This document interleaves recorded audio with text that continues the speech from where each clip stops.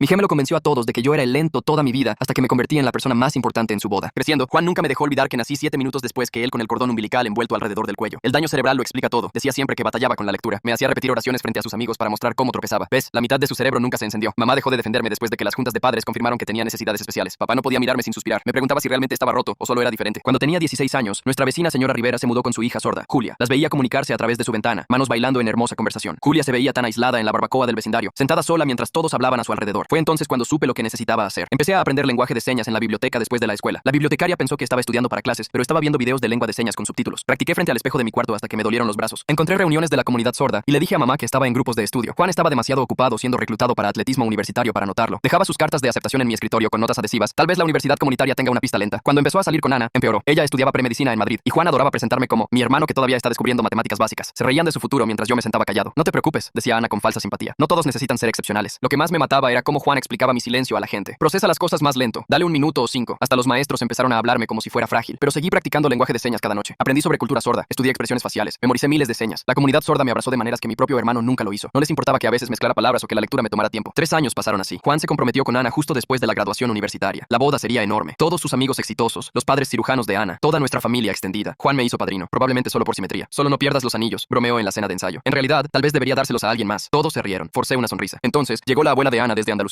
Judith tenía 92 años, sorda desde el nacimiento y nunca había estado en una ceremonia de boda. La familia de Ana había contratado un intérprete, pero canceló en el último minuto. Intoxicación alimentaria, dijeron. La boda era mañana. Ana estaba en pánico. Juan se encogió de hombros. Puede ver, entenderá la idea. Su abuela había volado a través del país. Ana mencionó que su abuela no había ido a una boda familiar en 40 años. Dejó de ir porque nunca podía seguir el hilo. A la mañana siguiente, me puse mi traje de padrino y tomé una decisión. Cuando comenzó la ceremonia, salí de la fila y caminé a donde estaba sentada Judith. Juan se veía confundido. Ana se veía mortificada. Le hice señas a Judith. ¿Le gustaría que interprete? Sus ojos se abrieron completamente. Asintió inmediatamente. Las lágrimas ya se estaban formando. Me paré a su lado y empecé a hacer señas de cada palabra. El oficiante dio la bienvenida. Contó historias sobre cómo Juan y Ana se conocieron. Cada broma que hizo reír a la multitud, Judith también se rió. Por primera vez en una boda, cuando Juan leyó sus votos, hice señas sobre sus promesas de amor eterno. Judith miró mis manos como si le estuvieran dando un regalo que había esperado décadas recibir. Durante los votos de Ana sobre construir una vida juntos, Judith agarró mi muñeca. Me hizo señas de vuelta. Me estás dando las palabras de mi nieta. Gracias. Toda la congregación se había quedado en silencio, mirándonos. Juan se quedó congelado en el altar. Cuando el oficiante los declaró casados, Judith se levantó e hizo señas de algo hermoso sobre amor y familia. Expresé su mensaje en voz alta para todos. El matrimonio son 2 corazones hablando el mismo idioma. Hoy, finalmente pude escuchar el corazón de mi nieta. Ana se echó a llorar. Dejó a Juan parado ahí y corrió a abrazar a su abuela. Ana me agradeció por este regalo. En la recepción, Judith insistió en que me sentara en su mesa. Hizo señas historia tras historia sobre la infancia de Ana, y yo las expresé para los padres de Ana, quienes nunca habían podido comunicarse directamente con ella. Todo el salón se reunió alrededor de nuestra mesa. Judith me hizo señas. El joven de Ana. ¿Es tu hermano? Asentí. No se parecen en nada, continuó. Tú ves a las personas, él solo se ve a sí mismo. Juan me encontró después junto al pastel de bodas. No sabía que podías hacer eso, dijo en voz baja. Hay mucho que no sabes de mí, respondí. Porque nunca preguntaste, solo asumiste. Empezó a hablar, luego se detuvo. Por una vez, Juan no tenía palabras. Dice que eres la primera persona en años que la hizo sentir incluida, dijo Ana, acercándose a nosotros. Juan vio a su nueva esposa mirarme con una admiración que nunca había visto dirigida hacia él. Esa fue la última vez que Juan me llamó lento.